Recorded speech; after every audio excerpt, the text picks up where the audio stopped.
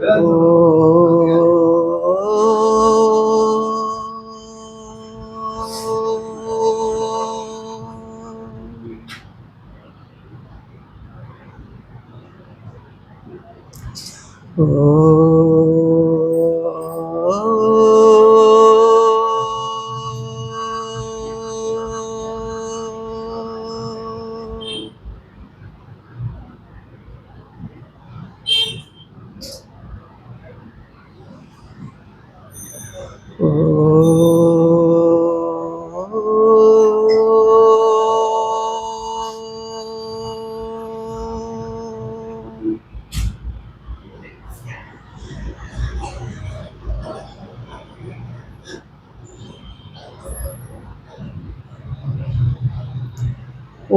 நமோ பகவதே ஸ்ரீ அரவிந்தாய நமக.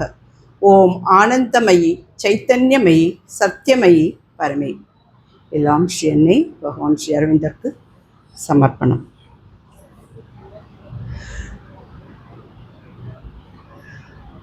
இன்றைக்கு நம்ம 2026 ஆண்டு விழாவில் எல்லோரும் இங்கே குரோம்பேட்டை தியானமயத்தில் கலந்து கொண்டிருக்கோம். எல்லோரும் காலையிலேருந்து நம்ம அன்னை அன்பர்கள்லாம் கண்டிப்பாக வீட்டில் வந்து அன்னையை வைத்து தியானம் செய்திருப்போம். இப்போ இங்கே வந்து நம்ம கூட்டு தியானம் செய்கிறோம். இப்பொழுது நம்ம அந்த கூட்டு தியானத்தை பற்றியும் அன்னையோட அரவிந்தர் ஆசிரமத்தை பற்றியும் அவர்களுடைய கோட்பாடுகளை பற்றியும் நாம் இன்றைக்கு தெரிந்து கொள்ளலாம். ஏன்னா எனக்கு கொடுத்த தலைப்பு ஆசிரமம் அன்னையின் கோட்பாடுகள். இன்றைக்கு முதல்ல நான் வந்து ஆசிரமத்தை பற்றி எல்லாருக்கும் தெரியும், ஆனால் தினம் நம்ம தியான மையத்துக்கு தான் இங்கே வந்துட்டுருப்போம், இல்லை வீட்டில் பண்ணிட்டுருப்போம். சில இந்த மாதிரி ஒரு நிகழ்ச்சிகள் எல்லாம், அதாவது விசேஷ தினம்னு ஒன்று இருக்கு இல்லையா, அன்னையோட அவதார திருநாள், பகவானின் அவதார திருநாள், அந்த மாதிரி ஒரு 4 இல்லை 5 வைத்திருக்கிறார்கள். அங்கு சமாதி தரிசனத்துக்கு அன்னையோட அரவிந்தரோட அறையெல்லாம் நம்ம தரிசனம் செய்யலாம், நம்மளுடைய பிறந்த நாட்களில் தரிசனம் செய்யலாம் என்று சில முக்கிய நாட்களை அங்கு நம்ம அரவிந்தர் ஆசிரமத்தில் வைத்திருக்கார். அப்பொழுதெல்லாம் நம்ம போவோம்.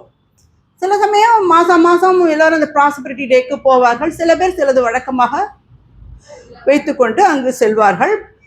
அவர்களுடைய பிறந்த நாளுக்கு நம்ம வந்து போய் வணங்குவோம், தியானம் செய்வோம். இப்படி ஆசிரமத்திற்கு போய் வருவோம், சமாதி தரிசனம் செய்து வருவோம். அந்த சமாதி தரிசனம் செய்யும் பொழுது கிடைக்கும் அமைதி நமக்கு தொடர்ந்து வீட்டுக்கு வந்தாலும் அது கொஞ்ச நாள் இருக்கும். ஆனால் நம்ம என்ன பண்ணணும்னா, அங்கே போயிட்டு ஆசிரமத்துக்கு போயிட்டு நேர வீட்டுக்கு தான் வரணும். அங்கிருந்து வேற கோவிலுக்கோ இல்லை வேற ஒரு இடத்துக்கோ இல்லை ஒரு உல்லாசமாக வேற இடத்துக்கெல்லாம் போயிட்டு வர்றது ஒரு உசித்தம் கிடையாது. ஏன்னா அந்த வைப்ரேஷன் நம்ம வீட்டுக்கு கொண்டு வந்துட்டோம்னா நம்ம வீட்டுக்குள்ள நம்மளுடைய கிரகத்துக்குள்ள அந்த வைப்ரேஷன் சுத்தின்றே இருக்கும். ஏன்னா அந்த சமாதியோட மகிமை அப்படி.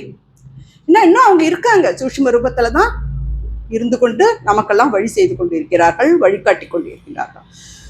அதனால்தான் நான் முதல்ல ஆசிரமத்தை பற்றி இன்னைக்கு கண்டிப்பாக முதலாவது தினமான இன்று நம்ம பார்க்கணும். அதுவும் இல்லாமல் அவங்க அன்னை வந்து சில கோட்பாடுகள்லாம் சொல்லியிருக்காங்க. கண்டிப்பாக நம்ம அது பல பேருக்கு தெரிஞ்சிருக்கும். சில பேருக்கு வந்து வருவோம், மலர்களை வைப்போம், தியானம் செய்வோம், அதோட சரி. அதுக்கு மேலே நிறைய சொல்லியிருக்காங்க. அவங்களது வந்து கடல் போல இருக்கு அவங்க புஸ்தகம். அன்னை அரவிந்தரம் எழுதின புஸ்தகம்லாம் படித்தோமானால் நமக்கு நிறைய விஷயங்கள் புலப்படும். தோண்ட தோண்ட அப்படியே தண்ணீர் சுரக்குன்னுவாங்களே, அந்த மாதிரி நமக்கு ஒரு ஞானம் கண்டிப்பாக கிடைக்கும். முதல்ல புரியாது, அவங்களுடைய எழுத்துக்கள்லாம் புரியவே புரியாது. ஆனால் போக போக நம்ம படிக்க படிக்க, ஒரு தடவை அடிக்காம 2 தடவை 3 தடவை படிக்க படிக்க புதுசாக நமக்கு மனதிற்குள் ஒரு உற்சாகமும் ஒரு உத்வேகமும் கண்டிப்பாக ஏற்படும். அது என்னுடைய வாழ்க்கையில் நான் வந்து பார்த்தது தான். ஏன்னா அந்த நான் கண்கொண்டு என்னால் வந்து உதாரணமாக நான் என்னோட வாழ்க்கையில் நிறைய அனுபவம் ஏற்பட்டதுனால உங்களோட பகிர்ந்து கொள்கிறேன். இப்பொழுது நம்ம வந்து முதல்ல அன்னையோட ஆசிரமம், அரவிந்தர் ஆசிரமத்தை பற்றி பார்க்கணும். அதுக்கு முன்னாடி ஒரு சின்ன ஒரு 2 லைன் பாட்டு பாடுறேன். ஒன்றும் இல்லை, நான் அது எப்போதுமே அது எனக்கு ஒரு வழக்கம். ஒரு மீட்டிங்னா பாரதியாரோட பாடல்களோ இல்லை வேறு ஏதாவது பாடல் பாடணும் எனக்கு ரொம்ப ஒரு இது. குறை ஒன்றும் இல்லை மறைமூர்த்தி கண்ணா குறை ஒன்றும் இல்லை அரவிந்தா, குறை ஒன்றும் இல்லை அரவிந்தா. அரவிந்தா கண்டிப்பா எந்த குறையும் இல்லை. இந்த வருஷம் நமக்கு எந்த குறையுமே கிடையாது. இந்த வருஷம் இல்லை, எப்பவுமே குறையே கிடையாது வாழ்க்கையில. நம்ம தான் குறைன்னு நினைச்சுட்டு வாழ்ந்துட்டு இருக்கோம். அப்படிதான் மதர் சொல்றாங்க, எதையும் குறையா பார்க்காத, எல்லாம் நிறைவா பாரு, எதுவுமே குத்தம் பார்க்காது. அதனால கோட்பாடுகள்லாம் நான் சொல்ல போறேன் பின்னாடி. அந்த 12 கோட்பாடுகள் நம்ம 3 நாள் பின்பற்றினா போறோம், மீது 9 அவங்களே கொடுத்துருவாங்க, ஆட்டோமேட்டிக்கா நமக்கு வந்துடும். அது நம்ம பார்க்கலாம். நீங்க எல்லாருமே ஒரு உதாரணமா எடுத்து செய்யுங்களேன், செய்யறதே தெரியும். ஏன்னா நம்ம தியான மையத்துக்கு வருது மாத்திரம் இல்லாம இதையும் நம்ம ஒரு அடிப்படையாக கொண்டு வர பழகிக்கொள்ளணும். அதுக்காக தான் நான் இன்றைக்கு இந்த டாபிக் எடுத்து பேசினேன். கேட்டாங்க அனுராதா மேடம், என்ன டாபிக் மேடம் பேசலாம் அப்படின்றச்சு. எல்லாமே அரவிந்தர் அண்ணியை ரெலவெண்ட்டாக இருக்கிறது தான். ஆனால் இந்த கோட்பாடுகள்லாம் நமக்கு கண்டிப்பாக தெரிஞ்சுக்கணும். அதனால நான் அதை பற்றி நான் பேசுகிறேன் அப்படின்னு சொன்ன பொழுது அவங்களும் சரி என்று சொன்னார்கள். நான் அதனால் இன்றைக்கு கொஞ்சம் அதை பற்றி பேச போகின்றேன். அதற்கு முன்னாடி அன்னை ஒவ்வொரு வருடமும் புது வருடம் பிறக்கும் பொழுது ஒரு நல்ல செய்தியெல்லாம் ரொம்ப நாளாக சொல்லியிருப்பாங்க. அதாவது 1930 அவங்க புத்தாண்டு செய்திகளை அன்பர்களுக்கெல்லாம் சொல்லிக்கொண்டே வருவார்கள்.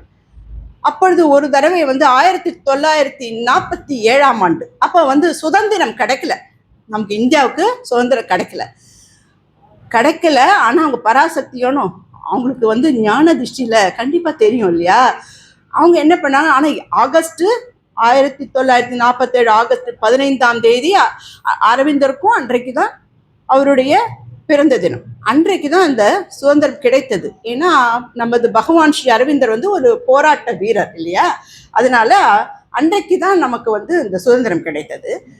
அன்றைக்கு கிடைத்த சுதந்திர தினத்தை ஒரு 8 மாதம் முன்பே பராசக்தி தன்னுடைய ஞான திருஷ்டியினால் சொல்லியிருக்காங்க. எப்படின்னா, அதையும் பகவானுடைய அந்த அரவிந்தருடைய சாவித்திரியோட காவியத்துல வரும் முதல் வரி எல்லாரும் படிச்சிருப்பீங்க, கண்டிப்பா படிக்காம இருந்திருக்க மாட்டேங்க. அது என்னன்னா, it was the hour before the gods awake, a fathomless zero occupied the world. தெரியுதா, புரியுறதா உங்களுக்கு?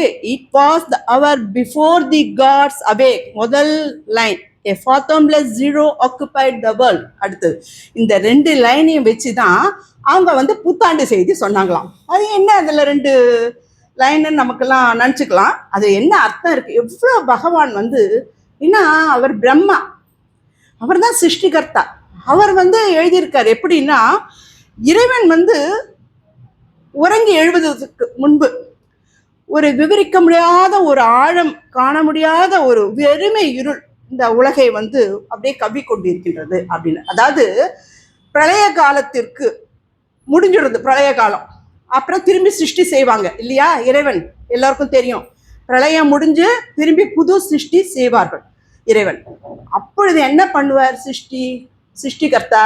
அதாவது அவர் உறங்குவது. அவர் ஒன்றும் உறங்க மாட்டார், நமக்காக அதெல்லாம், நம்ம பாஷை அதெல்லாம் உறங்குவது. அந்த உறங்கி கொண்டு எழும் பொழுது சிருஷ்டி உற்பத்தி ஆறா மாதிரி நமக்கு சொல்றாங்க. அப்போ என்ன, அந்த சிருஷ்டியை என்ன பண்றது, நம்ம அவர் பண்ணும்பொழுது இந்த வானம் இருக்குமா, காத்து இருக்குமா, அவர் சிருஷ்டி செய்வதற்கு முன்பு சொல்றேன், என்னெல்லாம் இருக்கும், ஒண்ணுமே இருக்காது இல்லையா. ஆக்சுவலி நீங்க எல்லாம் இமேஜின் பண்ணி பாருங்களேன், இந்த உலகம் வருவதற்கு முன்பு காற்று கிடையாது, தண்ணீர் கிடையாது, சூரியன் சந்திரன் எதுவுமே கிடையாது. அப்போ எப்படி இருக்கும் நீ யோசிங்க. இந்த உலகம் இப்ப நமக்கு எல்லாம் கிடைக்கிறதுனால நமக்கு தெரியல, இப்போ ஜாலியா இருக்கும். ஒரு நாளைக்கு கரண்ட் போயிடுதுன்னு வச்சுக்கோங்க, எவ்வளவு அவசரப்படுவோம் சொல்லுங்க. ஷோ முடியலையே, தாங்கலையே, அது ஓடுவோம். ஏதாவது இன்வெர்டர் இருந்தா அப்புறம் அந்த இன்வெர்டரும் போயிடுச்சுன்னா அந்த ஒரு புயல் காத்தெல்லாம் வரைச்சு எல்லாமே போய் ஒரு வாரத்தை என்ன அவசரப்படுவோம் இல்லையா. தண்ணி ரொம்ப ஜாஸ்தியா இருந்தாலும் கஷ்டம், குறைச்சலா இருந்தாலும் கஷ்டம். அப்போ ஒண்ணுமே இல்லை, தண்ணியும் இல்லை, காத்தும் இல்லை, எதுவுமே இல்லைன்ற பொழுது எப்படி இருக்கும் இந்த உலகம்? இமேஜின் பண்ணி பாருங்க. ஒரு இருண்ட, ஒரு ஏதோ சொல்ல தெரியாத ஒரு வெறுமை, சூன்யம் சொல்லுவாங்க இல்லையா, அதை தான் சொல்லியிருக்காங்க. ஏ fathomless zero occupied the world அப்படின்னு சொல்லியிருக்காரு. இதுதான் அந்த இங்கிலீஷ்ல, இதுக்கு இவ்வளோ அர்த்தம் இருக்கு. நம்ம என்ன பண்ணோம், சாதாரணமா படிச்சிருக்கோம். அவர் பகவான் எழுதியிருக்காரு இல்லையா, அவருடைய மந்திர வரிகள், அதனால தான் சொல்றது ஒவ்வொன்றுமே மந்திர வரிகள். அதை படிக்க படிக்க படிக்க நமக்கு புரிபடும். இந்த இறைவன் வந்து எழுந்து இந்த பிரளய காலத்திற்கு அப்புறம் சிருஷ்டி செய்யறதுக்கு முன்னே இருந்த மாதிரி இருக்கு. ஆனா அது நமக்கு வந்து வெளிச்சம் வந்த உடனே எவ்வளவு சந்தோஷப்படுறோம். இப்ப கரண்ட் போயிட்டு கரண்ட் வந்தோன்னா எவ்வளவு சந்தோஷம். மழையே பெஞ்சுட்டே இருக்கு, சூரியனை பார்க்க மாட்டோமா அப்படி சொல்லுவோம். சூரியன் வந்து ஆஹா சூரியன் வருதுன்னு விட்டு துணியை உணர்த்துவோம், வெளியில போவோம், எல்லாம் பண்ணுவோம் இல்லையா? அந்த மாதிரி ஒரு சந்தோஷத்தை கொடுப்பது இந்த ஆண்டு முடிந்து அடுத்த ஆண்டு, அதாவது இன்றைக்கு தூங்கி எழுந்து அடுத்த ஆண்டு